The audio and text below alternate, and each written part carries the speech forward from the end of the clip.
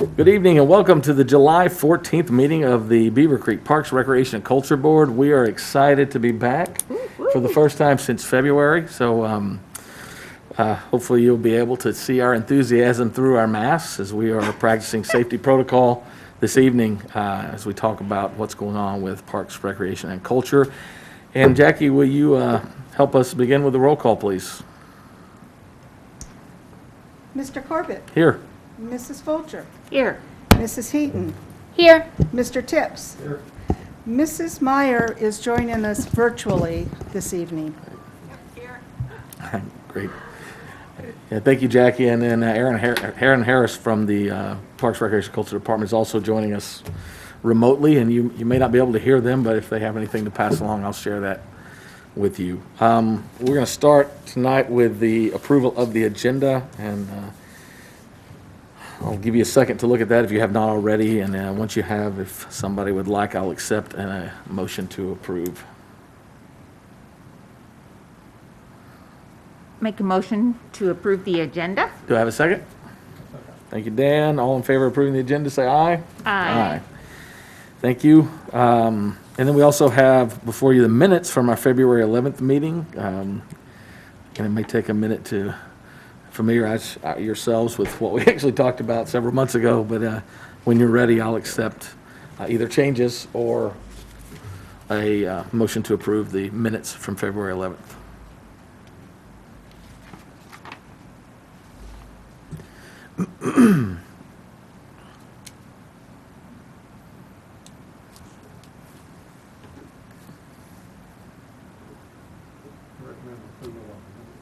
Thank you. Do I have a second? Second. All in favor, say aye. Aye. Great, motion carries unanimously. Which brings us into the core of the meeting, and we'll start with the division report. Kim Farrell. Good evening. I was just kind of chuckling to myself. We're approving the February minutes from our last meeting, and I'm going to tell you about our 6-month progress and what we've been doing these past 6 months. So, seems a little convoluted, but I swear it's all happening in the same evening. So again, in January, we presented the goals of what we want to accomplish this year. So we took that presentation and kind of wiped out, hey, here's what it's going to be and the progress. And it's been really interesting to go through. With everything that has been going on this year, we have done a lot of stuff. So I'm happy to present our 6-month evaluation, if you will, to everybody.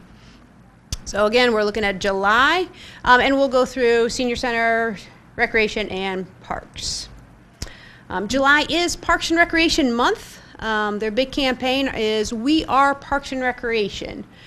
So throughout the country, everybody is, just celebrating Parks and Recreation.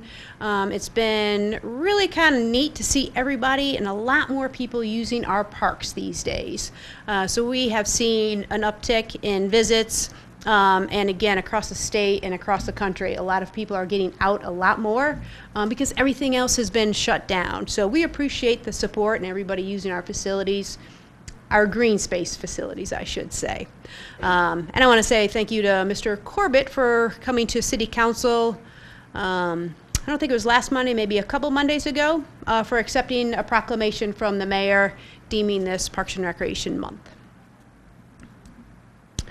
So our division goals, we'll start with the Senior Center. The first one was to assess facility use versus staffing schedules.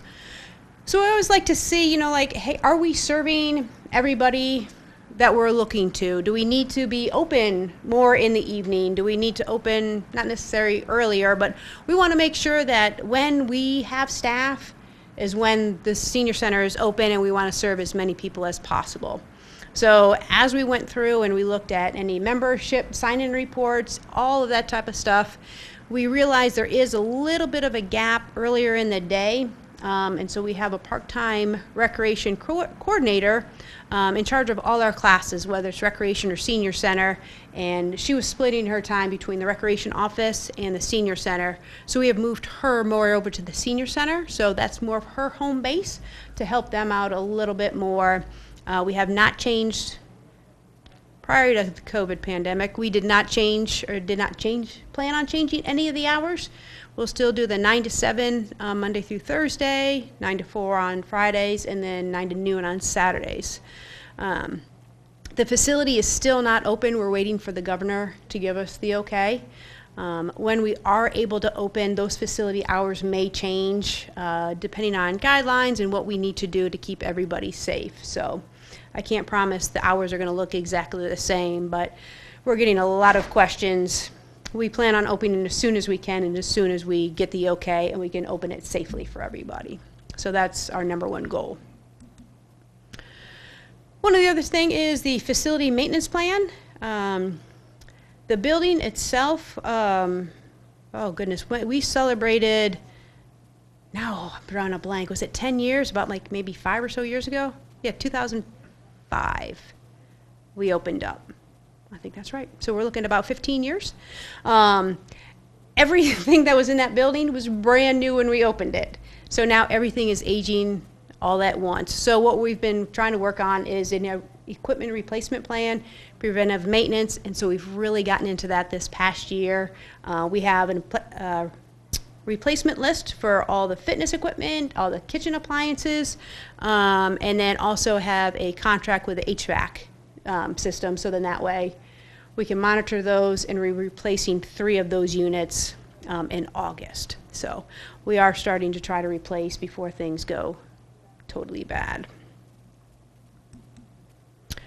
Our volunteer manual, this is something that, so as hopefully we don't have the turnover in staff, but as we have turnover in staff, different people come in, we have different volunteers, we can hand them this kind of manual and say, here's what it means to be a volunteer, here's what we expect out of you, here's what you can expect out of us. So Tyler and the staff worked on that a lot early March. We went through one revision. He did some updating, and so now we have a second draft that we still need to get through. So that should be done, I would say, by the end of the fall. And the same thing for the transportation manual. So again, we did a first draft back in March. Got some feedback, updated it. Second draft is back out to everybody again to review. So again, this talks about our transportation program, the volunteers, the escorts, everything that goes in the transportation program. And it also includes all the vehicles. So the name of the vehicle, the number of the vehicle, and just kind of the amenities that each vehicle has. So again, it'll be a great thing to, it's like, shoot, what was Junior and how do I open up the door? There's just quirky little things like that. And then if you don't know which van is Junior, it also says what number it is. So some of us know the numbers, we don't necessarily know the names. Again, this year we used to have contract cleaners. So we had a lot of turnover in that, so this year we decided to go ahead and get rid of the contract cleaners and hire part-time building attendants. So these people would serve not only the senior center, Lofino Plaza, but then all of our parks as well. So we have one person hired, that's Ursula. She was our seasonal out in the parks. She does an amazing job. So she does all the cleaning for the senior center, Lofino Plaza, and all the parks. So if you've been in any of our park restrooms, I really believe that we have the cleanest park restrooms around. But she does a phenomenal job, and the woman does not stop. She runs from one place to the other. So happy to have her. We are still looking for a second person. So if anybody's looking for a part-time job, it's a good gig. So just contact our HR department, fill out an application. It's 28 hours a week. And we are following all the daily disinfectant, all the COVID requirements that is out there. So we're sanitizing a few times a day, cleaning a few times a day, wiping down light switches, doorknobs, bathrooms, everything. So some of the things that are coming up at the senior center, even though we are not able to open up the building, we are going to try to do some classes, and those just started yesterday. So we're utilizing CI Beaver Hall, doing some exercise classes. We have exercise with MIDI, improve your balance, ageless grace, and doing line dancing. And again, we are practicing the responsible restart protocols that have been put out by the governor's office. If you sign up for any of the classes, you'll be given those requirements. Ask that you follow them. If you are not comfortable following any of those, we will not take your reservation or your registration. We want to make sure that our instructors are safe and those around us are safe as well. At Lofino Plaza, we do have the meeting room available. And I will say too, so for all of these classes, they are for the 55 and better. And you do have to register in advance. They may not be paid programs, but you do have to register because we have maximum numbers. At Lofino Plaza in the afternoon, we're going to be doing some card games, bingo. That's going to be at CI Beaver Hall, and then a take and make craft, a card craft. So that is basically you pull up, you take your card kit, take it home, and make it, send it off to your friends. And we'll be practicing all the safety protocols there as well. At the end of the month, we're going to do a drive-through dinner. So again, please call in advance. It's $5 a meal. You get spaghetti, I think garlic bread, maybe some salad. But between 5 and 7, again, call ahead, reserve your meal. You'll drive through, get to say hi to all your favorite senior center staff members, and then move on through. And we're doing that as a fundraiser. Transportation has again started up at the senior center. We started early July, bringing staff back in and figuring out what transportation is going to look like. Started with medical trips, then opened it up to groceries, and now we are now moving through the non-essential shopping or hair appointments, those type of things. But again, some of those are on a specific day. You do need to follow. We ask for 48 hours in advance. When you get on the van, you're going to be asked to wear a mask, get your temperature taken, and then we'll take you where you need to go. And on the medical appointments, we are staying. So like if you have a medical appointment, normally we would drop you off and then come back. But because nobody's allowed in waiting rooms anymore, we stay with everybody, let you get into your appointment, wait for you. So we're doing less rides these days because of all the requirements that we're following. Flip over to recreation. So we wanted to take a look at the facility use at Lofino Plaza and CI Beaver Hall, just to kind of make sure, hey, are we using the building the way we should be?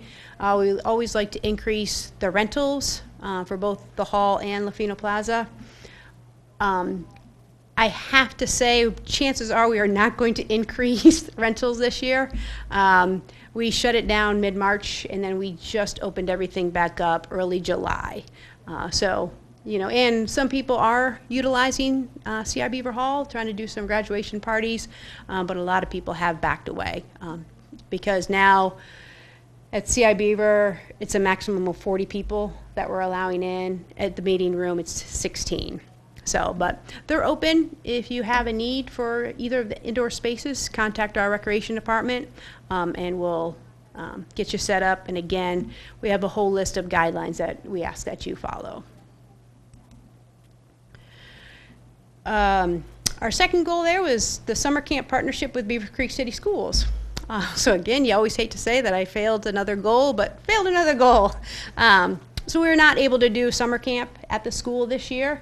Aaron had an awesome plan for this summer and like increasing campers, and we had 2 camp directors, and it was really going to be phenomenal.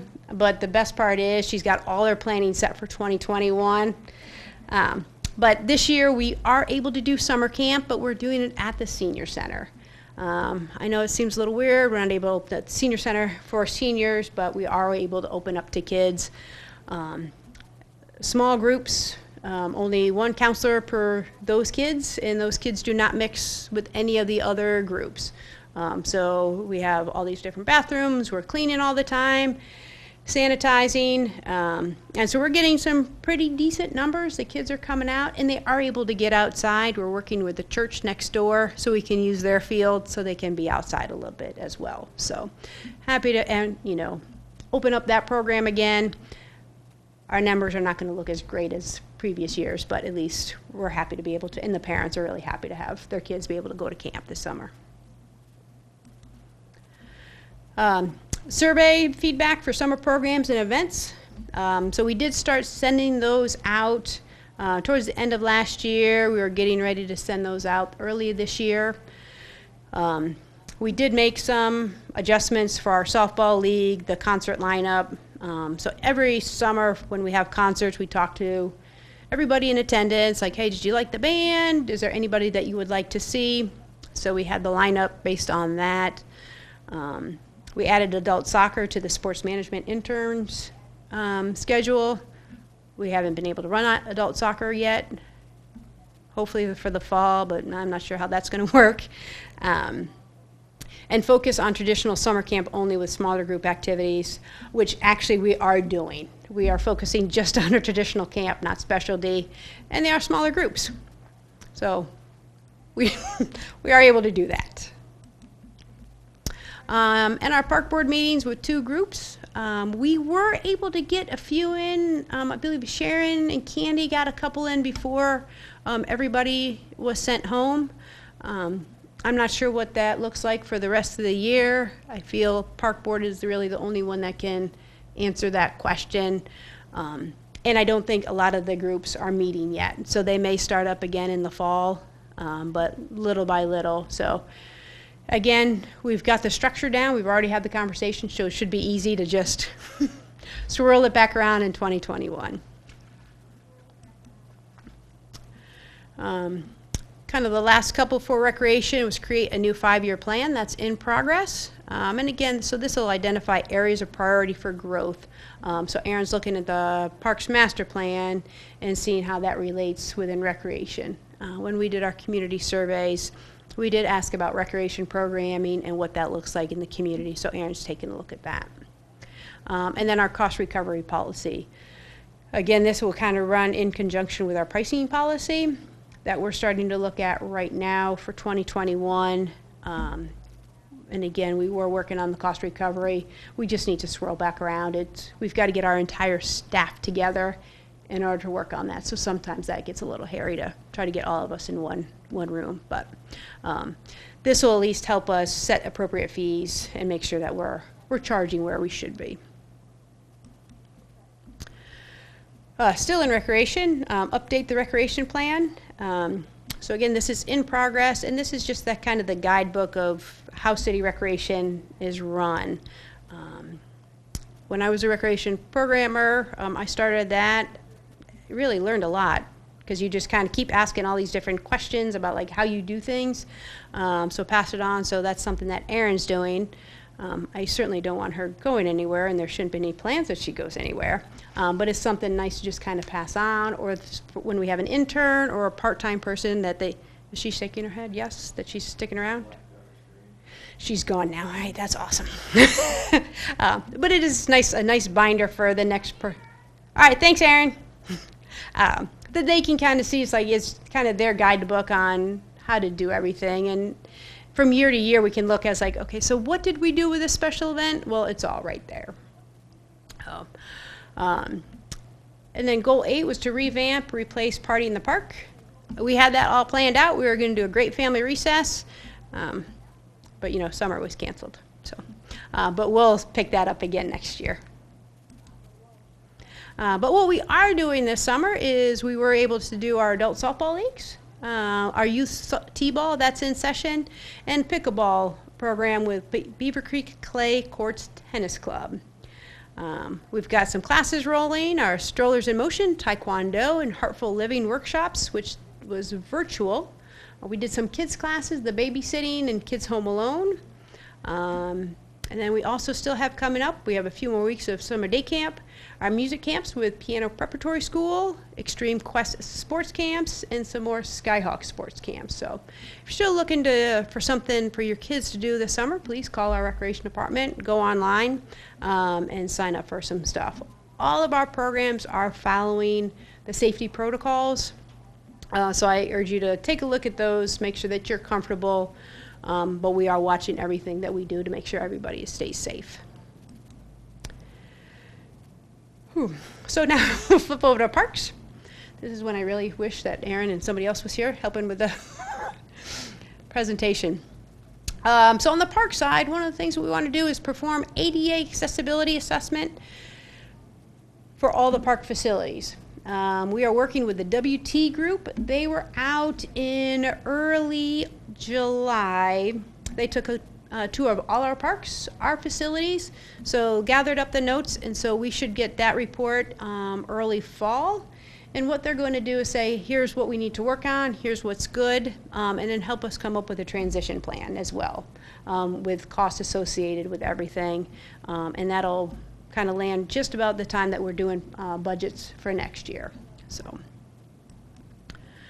repave the road within Rotary Park from Dayton Xenia to the Ball Diamonds. If anybody has visited Rotary Park in the past 5-10 years, you'll know that that main road is really bad. You could lose a tire, small dog, your car in some places. But we were able to get that paved. So from Dayton Xenia all the way back to the youth complex is paved. This is one of the times when the pandemic did help us out. Rotary Park was shut down. We did have some construction coming into for Owen's Place. They were working on their hillside slides. But we didn't have to shut anything down for programming because the park was already closed, so they knocked that out in a week. And the pictures, I don't think, does it justice. It looks fantastic. Another one of our goals was to replace the fishing dock at Dominick Lofino Park. The dock that we had was wooden, and we were constantly having to replace the wood panels because they were rotting. So we got this knocked out early on in the year. This is more of a reinforced a composite wood. So it shouldn't rot, it should last a whole lot longer, and it's a floating dock. So it is open, you can go out there and fish. It's not, doesn't go as far out as the other one, and it's to the right of the stage. If you're looking at the amphitheater, it's to the right, so we did move it down a little bit, but there's a sidewalk leading right to the dock. Create walking trails at Fox Run Park, complete with tree identification signage.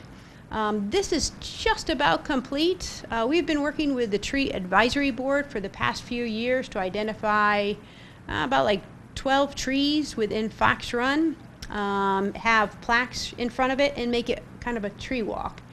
So they were close to finishing that project. At that same time, we had a Girl Scout who wanted to complete their Gold Award. So this is one of the ladies that helped replace the roof at Gershbacher last year. So she did a trail through the woods. So the ones that the tree board is working on is more in the open area. The Girl Scout cleared trails through the woods, and there's markers throughout, like, you know, you have the posts with the different colored circles, and they were out there today, and what they're working on is mulching the path all around, and so those two trails will actually meet. So you can do a small loop through the woods, you can do a loop through the open area, or you can do both. Later on this month, we're going to do a little ribbon ceremony. The tree plaques will be in, and then we are actually going to honor Pat Tilt, who was on our staff, and he passed away a couple years ago, and this will be named the Tilt Trail. So really looking forward to finishing that project, and especially in honor of Mr. Tilt. Plant 1 acre of wildflower pollinator areas. Unfortunately, wildflowers need to be planted in the spring, so we're not able to do that. So we are going to push that off, and we'll take care of that in 2021. Goal 6 was to build and install 20 bluebird houses within various parks. Right now we do have a few volunteers working to put these together. Once we have them all together, then we'll go ahead and install them in a few of the parks. Goal 7 is to plant 40 trees within various parks. So again, each year what we try to do is carve off a little bit of money in the budget to start replacing trees. We started this when we were losing them with the emerald ash borer. Then last year with the tornado, we lost a few more. So each fall, we have named a few parks that will get some more trees. So we'll just keep doing that every single year, and these will be planted this fall. And Goal 8 is begin reforestation program at Overlook Reserve in coordination with ODNR. Right now, that's just kind of on hold. Not all groups are coming back together on face-to-face things, so we just need to wait till they have the okay to come out, meet with us, and try to plant some more young trees out at Overlook Reserve. Goal 9 is to create a plan for replacement for the Tobias-Zimmer barn at Wartinger Park. This was a huge topic of discussion this year. Exactly, what are we going to do with that piece? What are we going to rebuild? We did a survey in April, I believe, and overwhelmingly, community wanted to see a barn rebuilt. So we are working. We put out an RFQ for an architect, which is due end of this week, I believe it is. We'll work with them. We'll also work with the Historical Society, get plans to build a new barn, and hopefully we can keep that rolling and start that whole process this fall. So excited to get that moving. And the plan is to rebuild like it was. We had electric and that was it, but then we'll have some add alternates for like running water, restrooms. So at least that way we'd have those costs if we wanted to do that in the future. Goal 10 is develop and implement a parks maintenance playbook to assist in staff training and setting maintenance standards for each park. And that is in progress. So slowly working through that as well. And then another really big undertaking is to become CAPRA accredited. So this is the Commission for Accreditation of Park and Recreation Agencies. There is close to like 118 standards that we need to meet. So we started knocking that out in March. And I think we're maybe about 40% complete. But I know when we talked about this in January, February, you also mentioned too, it's like, hey, we would love to be a part of that. So at this point, I think we're ready if we want to start talking about dates, whether it's a work session here, whether it's a Zoom, we can kind of start presenting what we have found. In this way, you guys are fresh eyes too, say, yes, that makes sense, or we have no idea what you're talking about. You seem to be way off track. But we plan on keep working through it and hopefully have it done by the end of the year. And then we'll be ready for a visit from a CAPRA certified person to come and look at us, and then hopefully the fall of 2021 become accredited. And that's presentation. We have a few more projects that we're working on in parks. Again, still mulching. We have some playground barriers that we need to put up. There's still another piece of Gershbacher that needs to be installed. But we're working through that, and we are still hiring seasonal employees. If anybody is interested, there is some part-time positions under the Public Service Department in traffic, in buildings and grounds, and like I said, in building attendant. But if anybody is still looking for a seasonal job, certainly contact us. And I'm happy to answer any questions. Was that the park report at the end there, too? Say that one more time? So was that the parks report there at the end? Yes, Okay. It was all together at one time. I just kept on going. Cool. Questions for Kim? How about the volunteer luncheon? Is that definitely dead? Or get together for the volunteers? Say that one more time? For volunteers, we were planning for having a dinner for them. Right. And everything just went away. Yes. Nobody's officially said we're done, or we're going to try to do it again, or? It's done for 2020. Yep, so I think what we'll do is plan for 2021, because so we were going to do it at the golf course, because of the standards for banquet facilities, the capacity is half, and then serving food and all that, they don't even have food and beverage right now at the golf course. So it would be a whole different animal. So I think right now we've just kind of canceled it for 2020. I assumed that was happening, but I just wanted to hear it for sure. Yes, it's a for sure.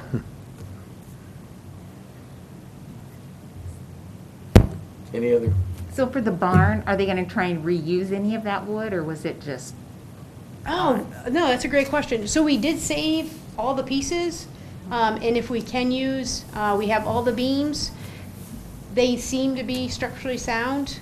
So what we need to do is, once we're ready to build, we'll have the contractor take a look at it, use what he can.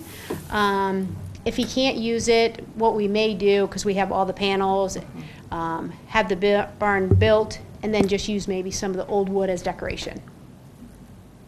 Thank you.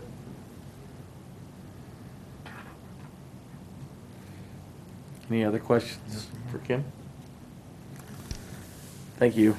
Yeah, don't feel bad about those goals. I think everybody's in the same boat, right? I know, you're just like, oh, there's another one. But we Right. did pretty good, I think. Well, and you talked about revenue being down. It's just the reality this year. You hope that savings from not doing programs try to even some of that out, but, it's uncharted territory for all of us. We had the barn listed as old business. Unless you have anything else to say from that, I think you just covered that. I think that's true, yeah. So as we were looking at the agenda, I wanted to bring that update, but then I forgot that it was part of one of our goals. All right. And so then, new business, any other old business that maybe we've forgotten about? Dan brought up the clarification on the volunteer program, so thank you, Dan. Anything else anybody can think of? I can't think of anything other than the 4th of July. Yeah, how did the event go at the mall? It was really good. So we just did fireworks. We worked with the mall at Fairfield Commons.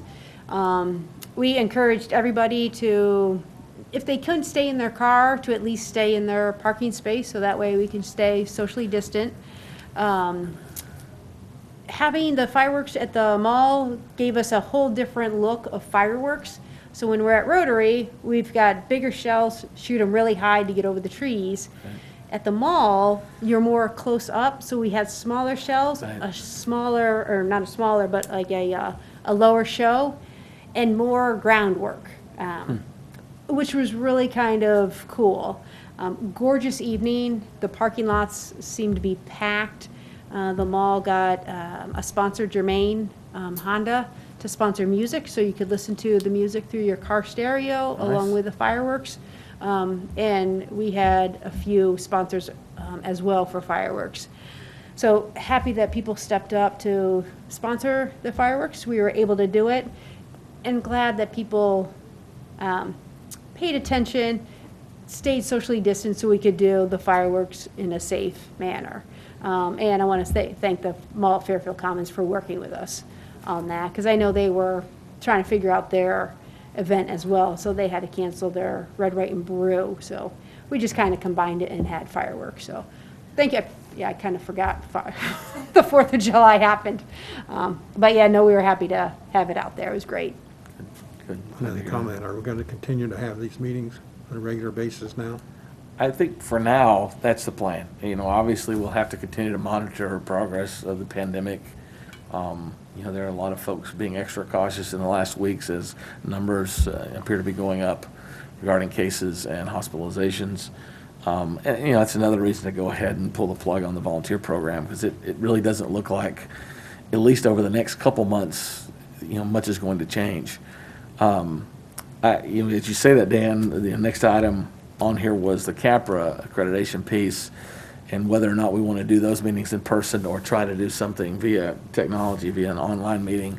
It's something I think we ought to talk about. These meetings we can't do online because they're broadcast, right? So if we can't do them, we can't do them.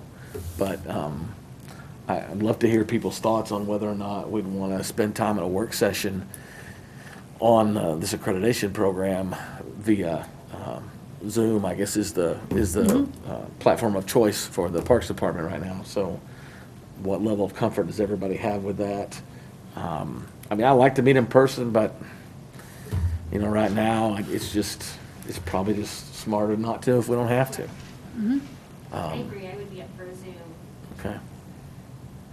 What? That's fine. Okay. I don't know how soon Kim, are you thinking about being ready to include us in that process? If I we would need it. say like towards the end of summer, like Okay. maybe late August. So we don't have to pick a time today? Then, okay. No, nope, it's just I want to make sure that we're still on the right track, that that's something that you guys are interested in, learning a little bit more and just kind of hearing our progress. Okay. So, but yeah, once we, like maybe at the next meeting, we can talk about that, what dates, what times work best. Okay. And then, just for clarification, have we ever had this accreditation before? Is this a reaccreditation or the first time? First time. Okay. Yeah, we've never done this before. Thank you. Candy, I don't want to forget you. Do you have any questions or comments at this point yet? Okay. No, not really. I was going to say I'm glad the barn's going to be rebuilt and ask about the wood, but Sharon got that one. And so, no, I'm good, and I'm good to be whenever. Okay. You couldn't hear Candy. She basically said Kim's not really doing a good job with her goals. And no, I'm just kidding. I'm just kidding. No. Candy just stated that her questions were asked by other members, so she had nothing to add at this time. Sorry, I won't misquote you anymore, Candy. All right. So at this point, we don't have any unscheduled visitors, which is the next item on our agenda, in our nicely physically distanced audience area here. And then on to action items, and aside from moving on with our support or our help with the CAPRA accreditation, I'm not aware of anything else right now. Is there any items anybody want to bring up? I didn't really ask that under new business. Is there anything else folks want to add at this time? I don't think so. No? Okay. So that takes us to our last item, which is board time. And Dan, do you have anything to add? No? Sharon? Yeah, so I'm excited about Fox Run and getting all of the trees labeled, that kind of thing, and trails. So they going to announce when the ribbon cutting is going to be done, so that, the community can be there that wants to be, or at least we could be there? Yeah, so I can certainly let the park board know when it's going to be. Unfortunately, we can't be a huge gathering, but we're still right now trying to figure out the right day and time.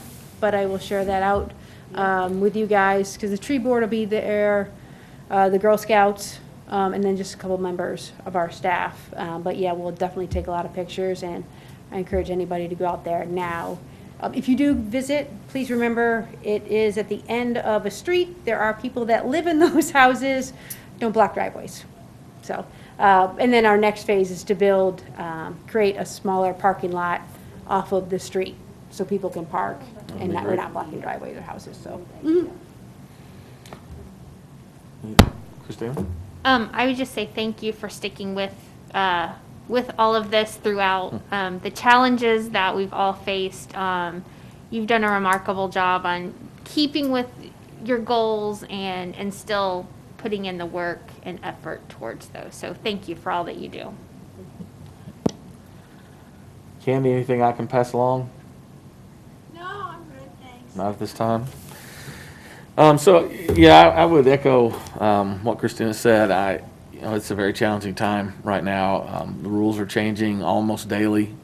It's unknown territory for all of us. I know Kim and Aaron and the rest of the staff want nothing more than to do their jobs. They want to be out there working with our community and providing opportunities, and it's very challenging when your options are limited there.